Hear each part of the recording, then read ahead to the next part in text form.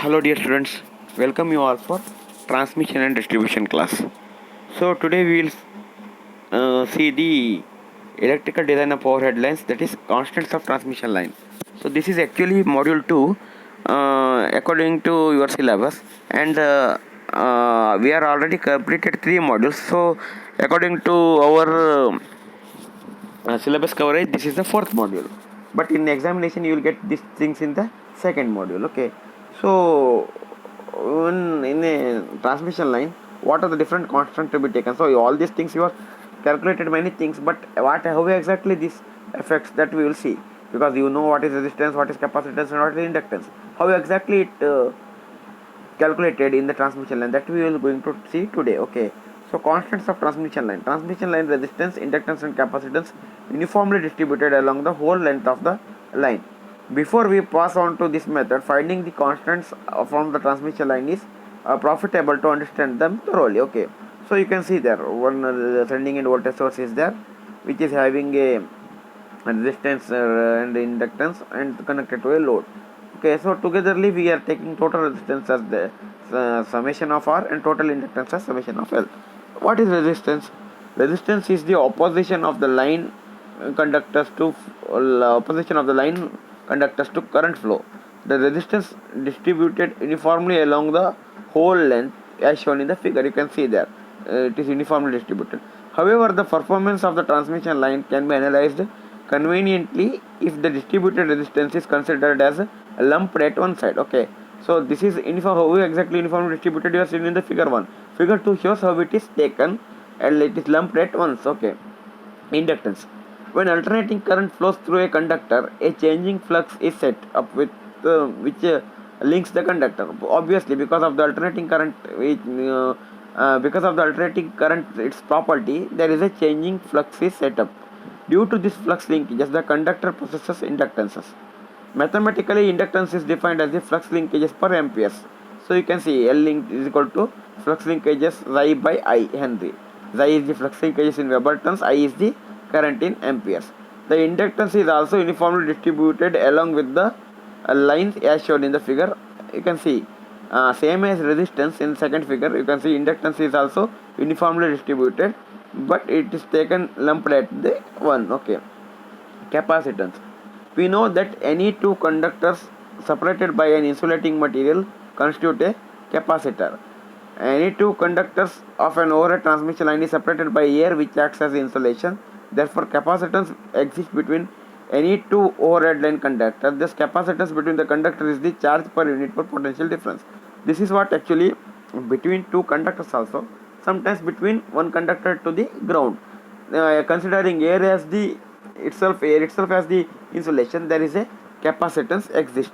Capacitance is given by Q by V farads. You can see in the figure how the capacitance is there, then how it is taken lumped at once. Okay, so Q is the charges on the line in coulomb, V is the potential difference between the conductor in volt. The capacitance is uniformly distributed along the whole length of the line and may be regarded as uniform series of capacitors connected between the conductors. Okay, as shown in the figure, you can see it there. When an alternating voltage is impressed on the transmission line, the charge on the conductors at any point increases and decreases with the increase or decrease in the instantaneous value of the voltages between the conductor at that point. The result of that current, known as charging current, flows between the conductor, and this charging current flows in the line even when it is open circuited, supplying no load. It affects the voltage drop along the line as well as efficiency and the power factor of the line. Okay, this is regarding resistance, capacitance and inductance at a glance. First we will see what is the resistance. Okay, resistance of a transmission line. The resistance of a transmission line is the most important cause of the power loss in transmission line. The resistance R of a line is having resistivity rho, length L and the area of the cross section A. So our resistance is mainly deals with the loss. If more resistance is there, means more losses is there. Less resistance is there, means it is a good conductor and having less losses. So resistance is given by rho L by A. So variation of the resistance metallic conductors with the temperature is separated practically linearly over the normal range of the operations. Okay, now you can see R is equal to rho L by N, means If length of the line is increases means obviously resistance increases. If area of the line is conductor is increases means resistance decreases. So due to the temperature changes, then we will see that is R1 and R2 are the resistances of the conductor at T1 degree centigrade and at T2 degree centigrade respectively. Considering T2 is greater than the T1 because second temperature is high, greater after some operations, temperature increases, like that we will consider. Alpha 1 is the temperature coefficient at the T1 degree. Then we can write the change in resistance due to the change in temperature is given by R2 is equal to R1 into 1 plus alpha 1 into T2 minus T1, or alpha 1 is nothing but alpha naught by 1 over alpha naught into T1. Alpha naught is taken as temperature coefficient at 0 degree centigrade. Okay, if whatever the temperature, we can calculate the alpha at particular temperature. Okay, in a single phase or two wire DC line, the total resistance, or is also called as loop resistance, is equal to the double of the resistance of the each conductor, either conductor. In case of three-phase transmission line, the resistance per phase of the resistance is one conductor. Okay, so we will see the skin effect. What is the skin effect? So when conductor is carrying steady direct current DC, this current is uniformly distributed over the cross section of the conductor.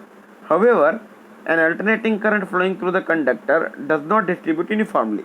The main difference is, if DC current flows means it is uniformly distributed, but AC current means it is not distributed uniformly. Rather, it has the tendency to concentrate near the surface of the conductor. Shown in the figure, you can see that total charges are concentrated on the surface of the conductor. So this is known as the skin effect. So the tendency of alternating current to concentrate near the surface of the conductor is known as the skin effect. Okay, means at the skin side. Skin means outer side. No, the charges are concentrated at the outer side. That is called as the skin effect. Due to the skin effect, the effective area of the cross section of the conductor through which current flows is reduced, because it is always concentrating on the outer surface or the surrounding area, not at the center. The current flows is reduced, area is reduced. Consequently, the resistance of the conductor slightly increased when the current carrying alternating current, because we know that R is equal to rho L by A. No, as area itself is going to decreases, means obviously resistance is going to increase. The cause of skin effect can easily explained. A solid conductor may be thought to be consisting of a large number of strands, each carrying a small part of the current. The inductance of each strand will vary according to its position. Thus, the strands near the center are surrounded by a greater magnetic flux, hence have larger inductance than the larger inductance than that near the surface. The high reactance of inner strands causes the alternating current to flow near the surface conductor. This crowding of current near the conductor surface is the skin effect. The skin effect depends upon some factors. Okay, so you understood what is the skin effect. That is what in AC flow, the charges are concentrating surrounding the surface, not at the center. Okay, so the depending factors for skin effects are the nature of the material. What are the different whether it is stranded or non-stranded wires, depending upon the its nature. Diameter of the wire. So increases with the diameter of the wire. If in diameter increases means we know, only if more diameter increases means it is obviously concentrating on the surface. The center point it is not going to concentrate. So obviously as the diameter increases, this skin effect also going to increase. Next is frequency. Increases with increase in frequency, because these things happens due to the AC current only. AC current is because of frequency. No, if frequency is more means obviously property of AC is more, so it is going to increase. Next is shape of the wire. Less for stranded conductor than the solid conductor. Yeah, this is because as diameter increases means obviously the skin effect increases. In standard conductor, diameter is less because each conductor is having small diameter. No, so because of this standard conductor, it is less compared to the single solid conductor. It may be noted that skin effect is negligible when the supply frequency is low, below the 50 Hz, and conductor diameter is small than 1 centimeter. It can be neglected. Okay, so this is regarding the resistance and skin effect. So in the next class we can see the inductances. So finding the inductances we need to study first the flux linkages. Okay. So if you find any difficulties you can ask me. So we can stop here today's class. You study what is exactly resistance, and because of resistance how temperature changes, what are the resistance changes, and then skin effect. Okay, what are the factors to affect the skin effect and how skin effect takes place. Okay, thank you.